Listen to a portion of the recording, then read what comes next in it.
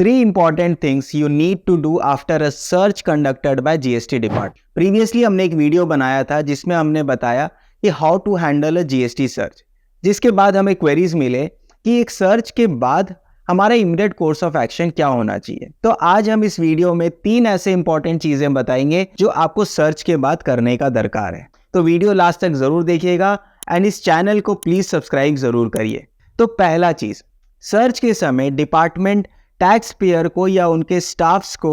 Spot समन issue करते हैं। उस समन इशू करने के बाद आपका एक स्टेटमेंट लिया जाता है which is in question and answer format. वो आपसे कई क्वेश्चंस पूछते हैं जिसका आप आंसर देके उसको रिकॉर्ड करवाते हैं and after this statement is taken उसका प्रिंट आउट देके आपसे साइन करवाया जाता है कि आपने इसे पढ़ के आपने एग्री किया। बट इसमें कई सारे क्वेश्चंस या आंसर्स ऐसे होते हैं जो आप अंडर प्रेशर देते हैं या आपसे फोर्सफुली लिखवाया भी जाता है एंड अगर आप ये स्टेटमेंट का कॉपी मांगते हैं तो ये कॉपी प्रोवाइड नहीं करवाया जाता। तो एक सर्च के बाद आप अपना एज अ टैक्स पेयर या अपने स्टाफ्स का जो भी स्टेटमेंट रिकॉर्ड करवाया गया है उससे इमीडिएटली एक पेपर में रीराइट करिए ताकि आपको पता चले कि आपके सभी टीम मेंबर्स से क्या क्या स्टेटमेंट रिकॉर्ड करवाया गया है एंड अगर ऐसा कोई भी चीज़ है जो आपसे एडवर्स है, जो आपके अगेंस्ट है और उनसे फोर्सफुली लिखवाया गया है, तो इमीडिएटली अगले दिन एक लेटर के थ्रू इन्फॉर्म करिए कि this statement was taken under pressure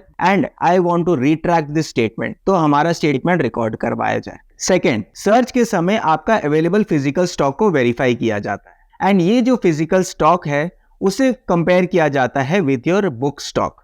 अगर इसमें कोई डिस्क्रिपेंसी होता है तो that is subject to demand. अब कई बार ऐसा जब स्टॉक टेकिंग लिया जाता है तो डिपार्टमेंट उस स्टॉक को काउंट करते हैं on the basis of an eye estimate, चाहे वो पीसेस में हो या वो वेमेंट में करना पड़े उसका, तो उसे on the basis of I estimate ले लिया जाता है एंड इसके कारण हो सकता है कि वो एक्चुअल स्टॉक के कंपैरिजन में वो जो स्टॉक नोट कर रहे हैं काउंटिंग दैट में वेरी। तो अगर ऐसा कुछ बहुत सिग्निफिकेंट वेरिएंस होता है तो आपको उसे इमीडिएटली अपोज करना चाहिए।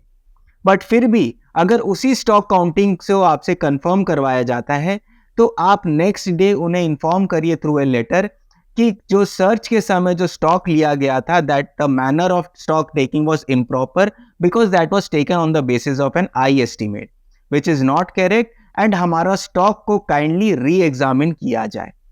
थर्ड, ऐसे कई सारे सिचुएशंस होते हैं जहां सर्च के समय टैक्स पेयर से स्पॉट पेमेंट करवा के रिकवरी किया जाता है जो गलत है, बट अंडर प्रेशर वो उस टैक्स पेयर से पेमेंट करवा के उनसे DRC 03 फाइल करवाते हैं as a manner of recovery proceeding.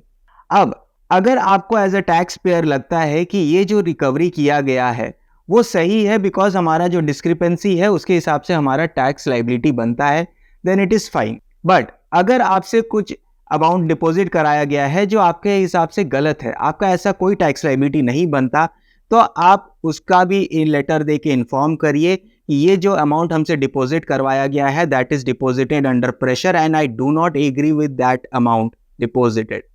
And इस डिपॉजिटेड अमाउंट का आप रिफंड क्लेम करिए विथ योर जुरिसडिक्शनल ऑफिस।